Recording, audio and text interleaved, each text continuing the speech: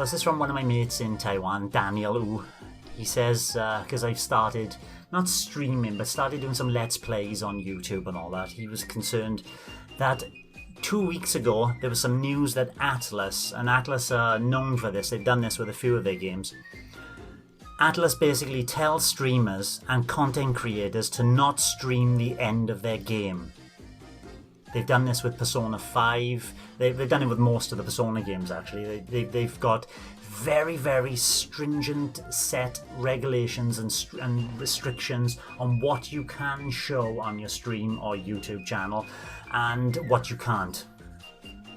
And to take that further, this is the original news piece. It says, the original version, Catherine Full Body, came out a decade ago, with the Full Body edition previously hitting PlayStation platforms in 2019.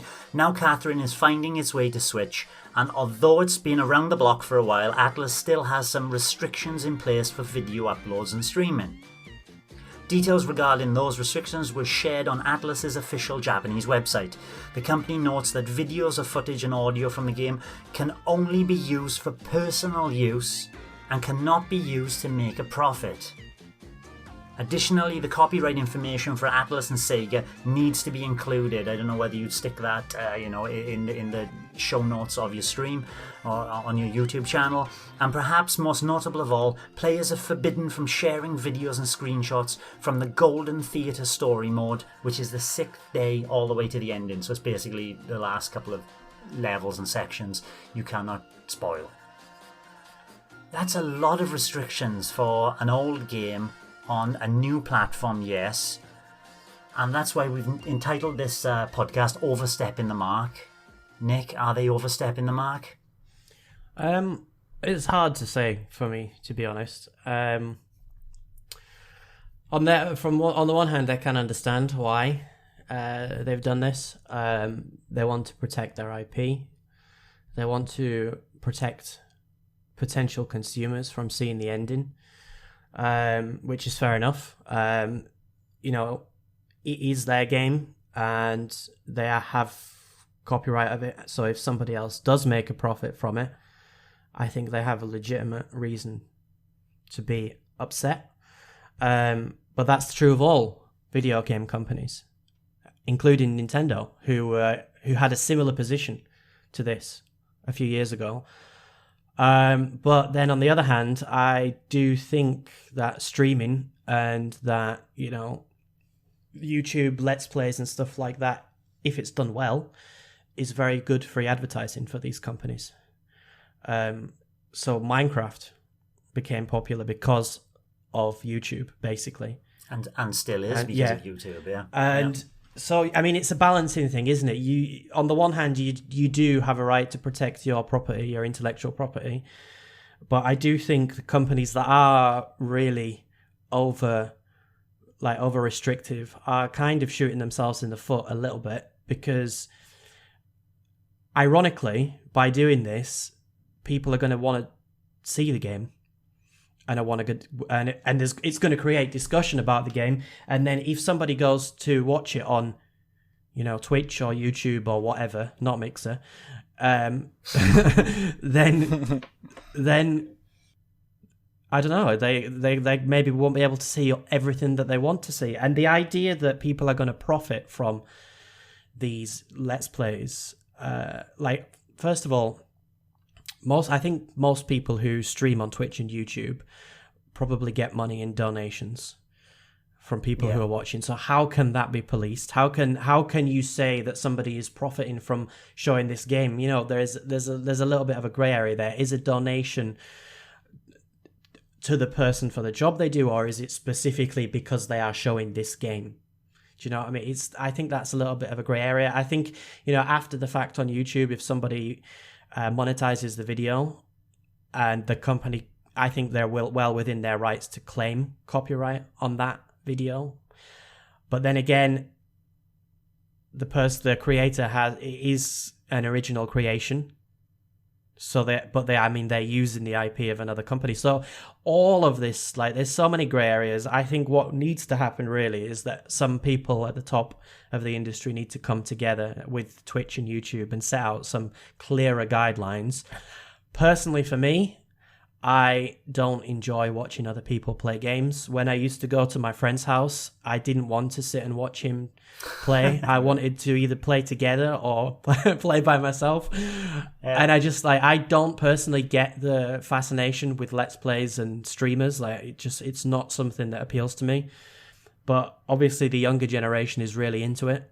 And I just will say it's our generation, isn't there's it? a lot of money to be made for both for companies and for people who are good at doing this. I just think the only real thing I can think of here, like a reasonable resolution, would be for the guys at the top to sit down and have a discussion about it and figure out how to make the rules a little bit clearer and how much IP protection is necessary to make it viable for publishers and for streamers as well, if that's what they choose to do.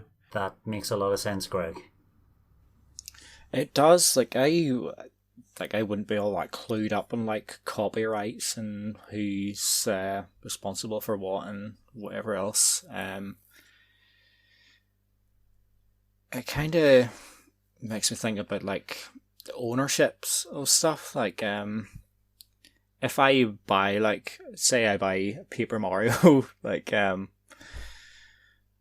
I own that game, so I almost feel like it's right, I can, if I want to show my friends this here, if I want to put a video on YouTube and whatever, I almost feel like that should be okay. Mm-hmm. But obviously you are effectively just licensing the game or whatever. Mm-hmm. Nintendo owns the property obviously and whatnot, so I don't really know what all way that works. Personally, I'm happy if it does help reduce the amount of spoilers that are available online, because even if you're on YouTube and you're not specifically setting out to find spoilers or anything, some idiot will have a video that clearly shows something on the thumbnail or the description or something. It's just it does make you angry. Yeah. I also kind of think about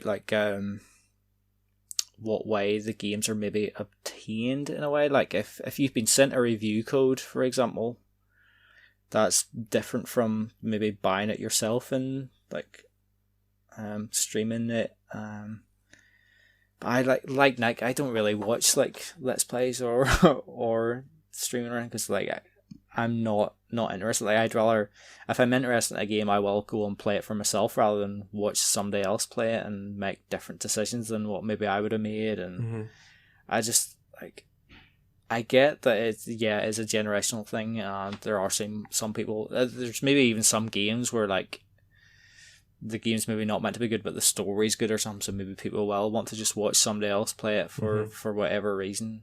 I still don't entirely get the appeal of that, but the options there. I don't really know where I stand on on whether the creators have gone too far or not. I honestly don't know. Well, according to copyright law, game developers and publishers legally own the rights to the use of the game, including all the images, sound, and video. So they do legally and can, and often do, just like Atlas has here, limit and control how their video is being broadcast during a live stream on platforms like Twitch and YouTube. As I'm in your generation, boys. I'm above your generation.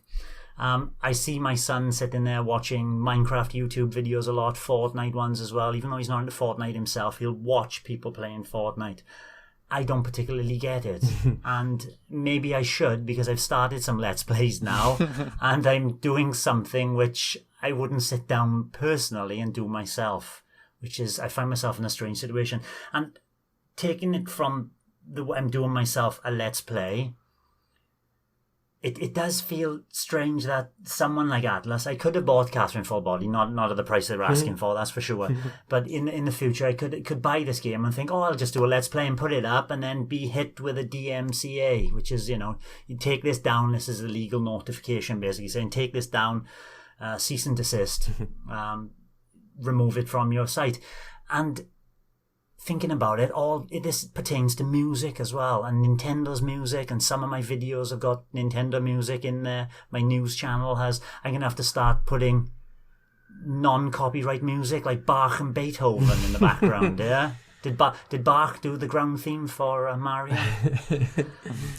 But yeah, yes, they own it, but it's a bit draconian, you know. You can't do this. You can't. You're telling me what I can't. Yeah, it's a double-edged sword, like you said, Nick. I think this is why we need a little bit more clarity, and I do think like I use lots of video game music in this podcast, but the difference here is this isn't for profit. We do this because we enjoy it. Yeah. And obviously, if we ever did start making a profit, then we would have to remove that music, or we wouldn't be able to monetize the previous podcasts, which did use. Greg is going to sing the intro. That's right, isn't it, Greg? Well, actually, Greg made an interesting point about reviews. And obviously, like, companies do get sent, and individuals do get sent games to publish reviews before the game releases or on release day. Those people obviously have to work on the review, they have to give their opinion, and they get paid for that review, either directly from the company they work for, or their videos will be monetized and they'll get paid for it. So that, I can't remember exactly what the phrase is now, but that's, I can't remember what it's called, but it's like, so yes, you're using somebody else's copyrighted property, but you're being critical of it. Like, you're giving an opinion on it. There is a term for it, but I've forgotten what it is now. And surely when you've given that review code by the developer, say Nintendo sent you a Paper Mario review code, there will be a stringent list of what you can show and what you can't show. And so there'll be a list of regulations there that you have to follow to be able to produce the review. And obviously you know, you have to spend a lot of time playing the game. You have to spend a lot of time and effort writing a review or making a video for a review. So yes, in that situation, it's clear that the person who put in the work should get paid. With streaming, I mean, obviously it is work. I think people do it for fun. And if they get money, that's great. But I do think there are some people, obviously, who take it very seriously and who consider it to be their full-time job. In which case, we have to understand how much artistic input they're putting in. You know, if they are showing the game and they're commenting on it, or if, again, I don't really know because I don't watch it, then obviously they should have some stake in getting profit from that. And where I think the line is really hard to draw is, as I mentioned before, with donations, with Patreon as well. You know, if somebody's not getting any money from Twitch or YouTube, but they're getting money for everything they do via Patreon, and that includes showing some games on Twitch or YouTube, as well as maybe writing reviews or having an original podcast. Where do you draw the line where that person is creating original content, like a podcast or a review, or is using copyrighted material? Yeah. It's such a web of complexity that I think, the easiest thing to do, the simplest thing to do, is for companies to just say, here's our game, you can stream it, you can talk about it after release if you haven't had a review code. And then some companies may want to set limits like, please don't show after this part in the game. The last chapter. Yeah, but then, you know, if you are doing a Let's Play that focuses on going through the whole game, you have to show that. So maybe you can profit off the first part of the game, but not the end. Or Catherine Full Body, you mentioned it before. Okay, Full Body is a fairly new game, but the original Catherine game was, 10 years old? Where do we draw the line with what's new and what's old? Do you know what I mean? What was the line for retro games? Wasn't it 10 years? Yeah. After 10 years, a game is gone. It's like people saying, no, that's retro now. So pretty much, you know, the Wii is retro. 10 years is a long time. 12 years. Yeah. How can you be spoiling it? Thinking about something like, I talked about Doom in what I've been playing recently. That game's 4 years old, 2 years old on the Switch.